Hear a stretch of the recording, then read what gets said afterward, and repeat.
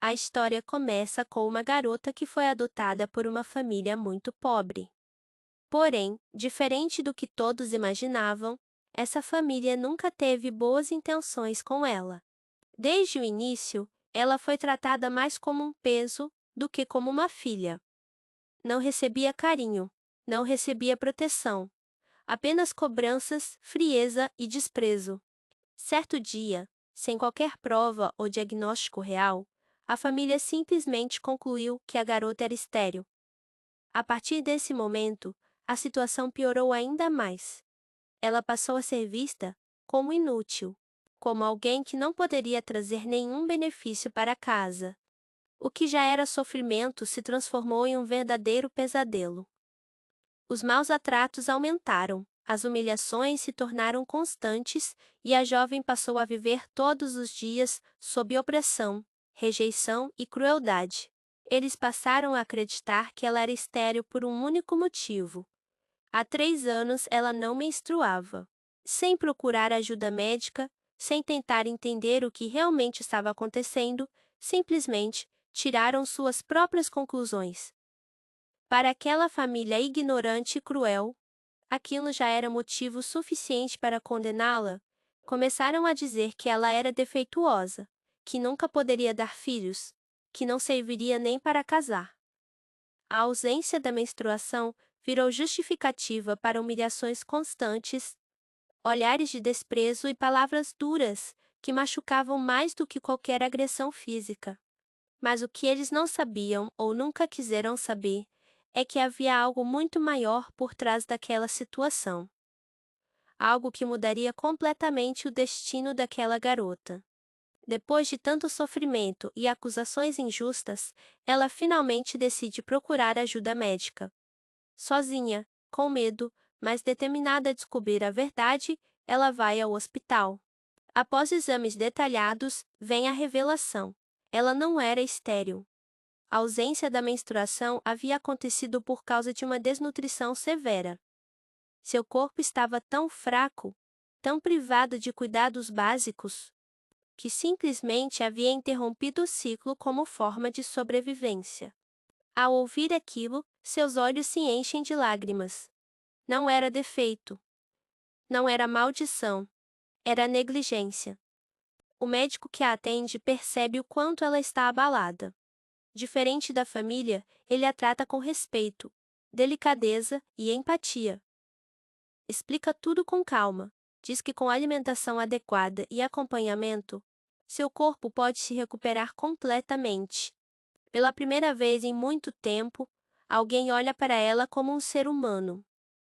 Pela primeira vez, ela sente que talvez ainda exista esperança. O médico prescreve vitaminas e um tratamento específico para ajudá-la a recuperar a saúde.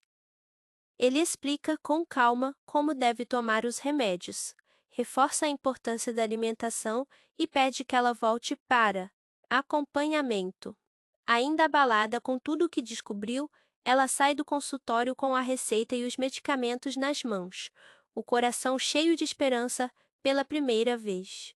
Mas, ao chegar em casa, algo inesperado acontece. Distraída, nervosa e com a mente confusa, ela percebe que levou o remédio errado. Por engano, acabou pegando o frasco do médico em vez do seu. Sem perceber a troca no momento, ela guarda o medicamento. Só mais tarde começará a perceber que algo está estranho. E esse pequeno erro acabará mudando completamente o rumo da história. Pouco tempo depois, o médico percebe o erro. O frasco que ele precisava com urgência não estava mais ali. Aquele não era um simples medicamento. Era algo que ele precisava tomar regularmente. Sem ele, sua condição piorava rapidamente. Ele sofre de uma doença rara e estranha. Quando fica muito tempo sem o remédio, seu comportamento muda. Seu corpo fica tenso, os olhos parecem mais frios, a respiração pesada. Ele perde o controle das emoções, tornando-se agressivo e imprevisível. As pessoas ao redor sentem medo quando ele está assim. Desesperado, Percebendo que o frasco provavelmente foi trocado sem intenção, ele sai à procura da garota. Não por raiva, mas porque precisa recuperar o medicamento antes que a crise comece. Enquanto isso, ela ainda não faz ideia do que aconteceu, e nem imagina que o homem gentil que a tratou com tanto cuidado carrega um lado sombrio que pode surgir a qualquer momento. Ele finalmente a encontra na rua, já visivelmente alterado. Sua postura não é mais a mesma do consultório. A respiração está pesada, as mãos tremem levemente, e seus olhos carregam uma tensão difícil de esconder. Ela percebe imediatamente que ele não está bem. Em vez de fugir, decide se aproximar. Com preocupação sincera, entra no carro para ajudá-lo. No fundo, ela já tinha ouvido rumores sobre a doença dele. Comentários maldosos, que circulavam pela cidade. Em casa, certa vez, sua própria família havia feito piada dizendo que uma condição assim só se curava com um beijo. Eles falavam rindo, como se fosse uma superstição boba. Ela era inocente demais para entender o peso da situação. Sem malícia, acreditando que poderia ajudar de alguma forma, ela se aproxima dele e o beija, achando que aquilo poderia acalmá-lo, ou até curá-lo. Por um instante, tudo fica em silêncio. O ar parece mais leve. Mas o que ela não sabe é que aquele gesto impulsivo pode ter despertado algo muito maior do que imaginava. Fica profundamente surpreso. A vida inteira, as outras mulheres sempre tiveram medo dele. Bastava sua expressão endurecer ou sua crise começar, que todas se afastavam. Algumas tremiam, outras evitavam até olhar em seus olhos. Ele já estava acostumado a ser visto como alguém perigoso. Mas ela não. Mesmo percebendo que ele não estava bem, ela permaneceu ali, firme. Não havia pavor em seu olhar, apenas coragem e uma estranha confiança. Aquilo mexe com ele de uma forma que nunca havia acontecido antes. Ele pergunta, quase em um sussurro, por que ela não tem medo? E ela responde com sinceridade, porque o Senhor não é ruim, só está doente. Essas palavras o atingem mais do que qualquer outra coisa. Pela primeira vez, alguém o enxerga além da doença. A tensão entre os dois cresce. O momento deixa de ser apenas preocupação e se transforma em algo intenso, carregado de emoção e vulnerabilidade. A proximidade cria uma conexão inesperada. E, envolvidos por esse sentimento forte e confuso, eles acabam se aproximando de forma mais íntima. Naquele instante, não era apenas desejo. Era a união de duas pessoas feridas, que, sem perceber, encontraram conforto uma na outra. Depois daquele momento intenso, o silêncio toma conta do ambiente. Ele a observa com o olhar ainda carregado de surpresa e emoção. Com a voz mais firme, mas ainda vulnerável, ele diz: Se você realmente não tem medo de mim, então eu vou cuidar de você. Não foi uma promessa leve. Foi algo profundo, quase como um juramento. Um homem que sempre viveu isolado, temido por todos, estava oferecendo proteção, algo que nunca tinha oferecido a ninguém. Ela o encara por alguns segundos. Seus olhos são sinceros, puros. Eu não tenho medo de você. Ela responde com calma. E naquele instante, algo muda entre eles. Para ela, talvez fosse apenas coragem. Para ele, era a primeira vez que alguém ficava. Não por obrigação, não por interesse, mas por escolha. E assim, sem perceber, ela deixa de ser apenas uma paciente e se torna a única pessoa capaz de permanecer ao lado dele quando o mundo inteiro se afasta. Depois da promessa que ele fez, ela decide ajudá-lo de verdade. Ao perceber que ele ainda precisa do medicamento, ela se oferece para ir até a farmácia comprar o remédio correto. Antes que ela saia, ele entrega um cartão bancário em suas mãos. Use o que precisar, ele diz. Sério. Não se preocupe com o valor. Ela nunca tinha segurado algo assim antes.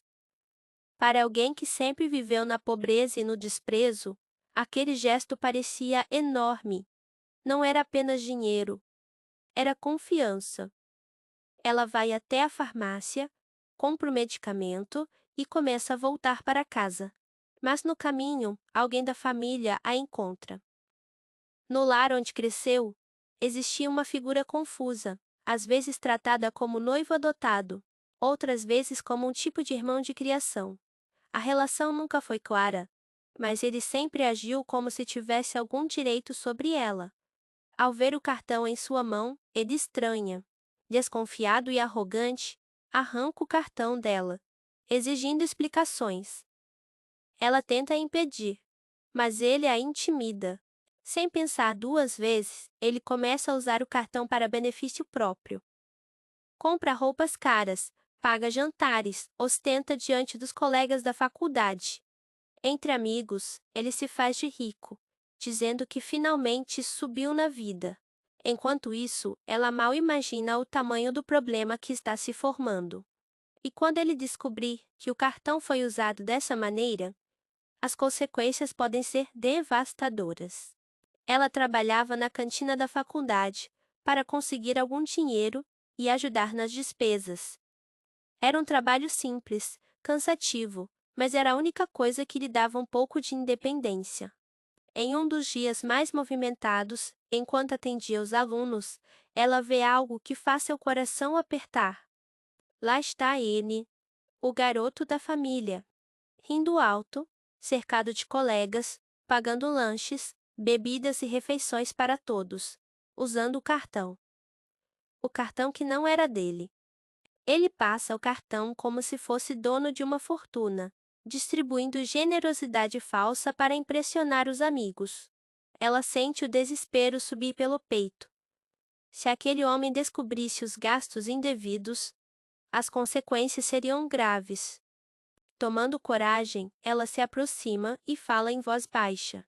Para esse cartão não é seu. Você não pode usar assim. O sorriso dele desaparece. Diante dos amigos, ele não podia perder a pose.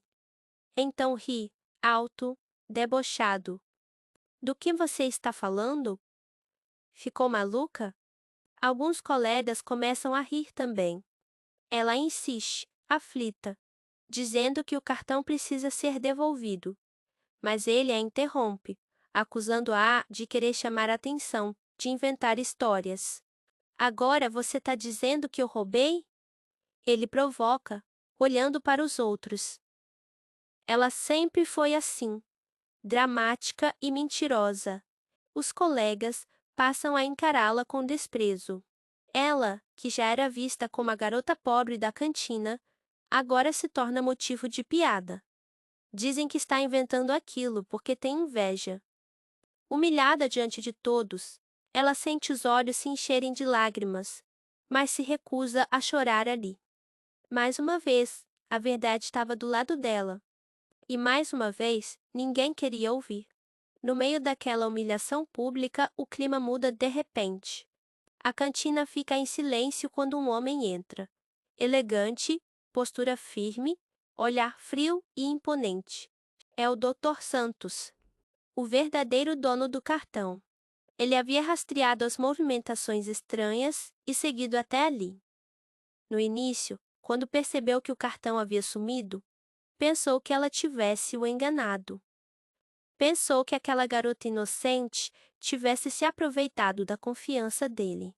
Mas ao chegar e observar a cena, o rapaz ostentando, os colegas rindo, ela sendo humilhada, ele entende tudo em segundos. Ele vê o cartão na mão do garoto. Vê o constrangimento dela. Vê o medo em seus olhos. Sem elevar a voz, ele caminha até o grupo. Esse cartão é meu. O silêncio se torna pesado. O garoto tenta sorrir, nervoso. Mas antes que consiga inventar qualquer desculpa, o Dr. Santos toma o cartão de sua mão. Ela tentou impedir você, não foi? Ele pergunta, olhando diretamente para o rapaz.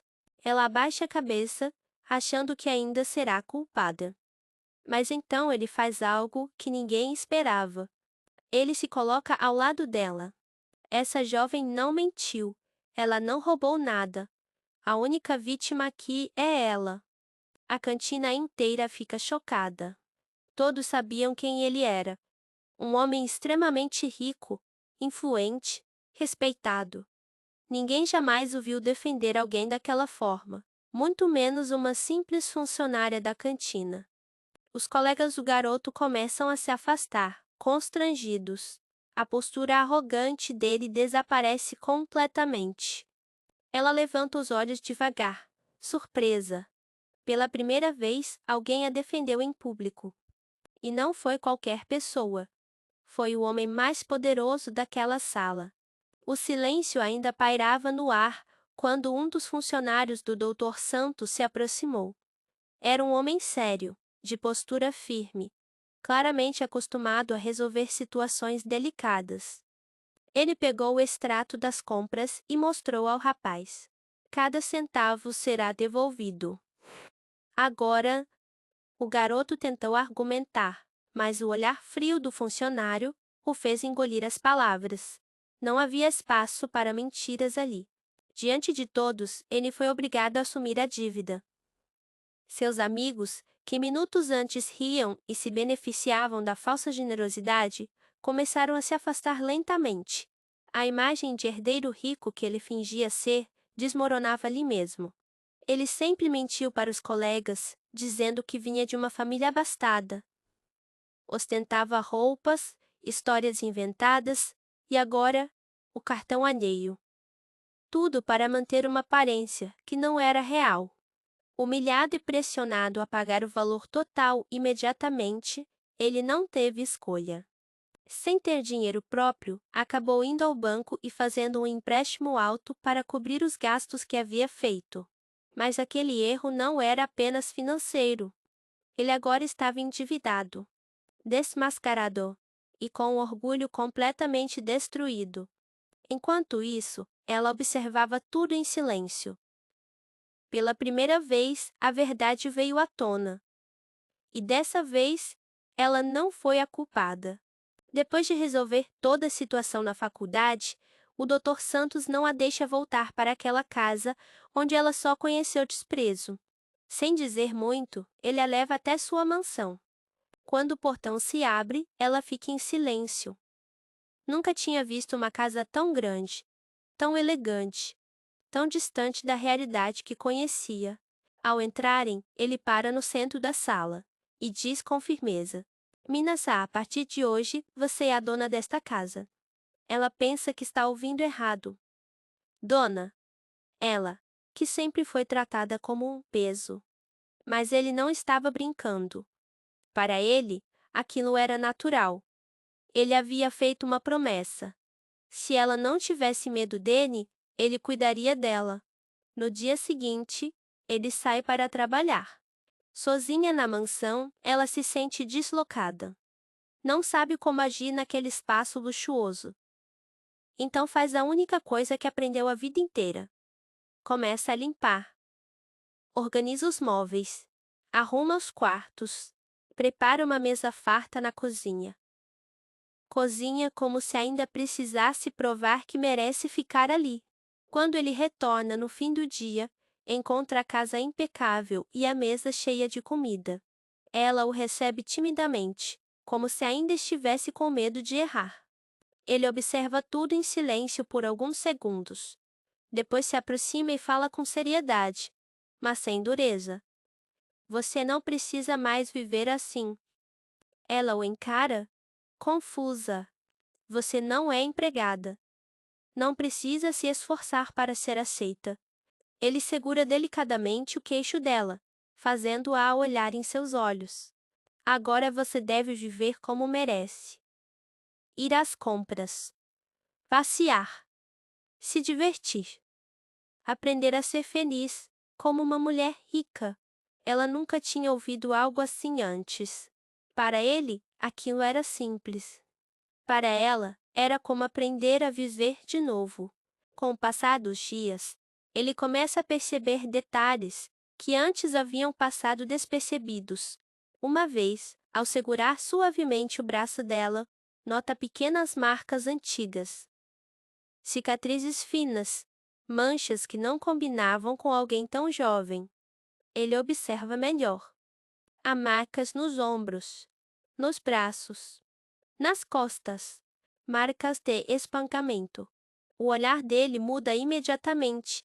Não é raiva dela, é raiva do que fizeram com ela.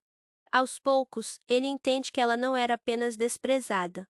Ela foi tratada como uma serva, como alguém sem valor.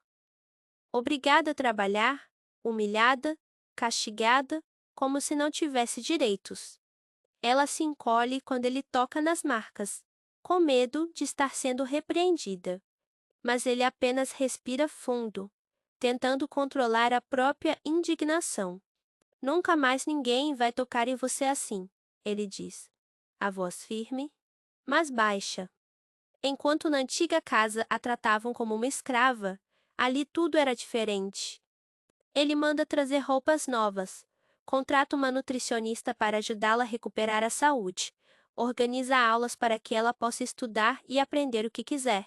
Ele não a vê como alguém frágil, ele a vê como alguém preciosa. Onde antes havia ordens e gritos, agora há cuidado. Onde antes havia humilhação, agora há respeito. Naquele mundo novo, ela não era mais um peso. Para o Dr. Santos, ela era alguém que merecia ser protegida, valorizada, tratada como uma princesa. Com o tempo, ele começa a notar outra coisa. Certa noite, ele deixa alguns documentos sobre a mesa e pede que ela leia um trecho para ele. Ela fica em silêncio. Os olhos passam pelas palavras, mas ela não consegue acompanhar. Ela segura o papel com as mãos trêmulas. Eu não sei ler direito, confessa, quase sussurrando. Ele descobre então que ela quase não foi à escola. Nunca teve oportunidade de estudar.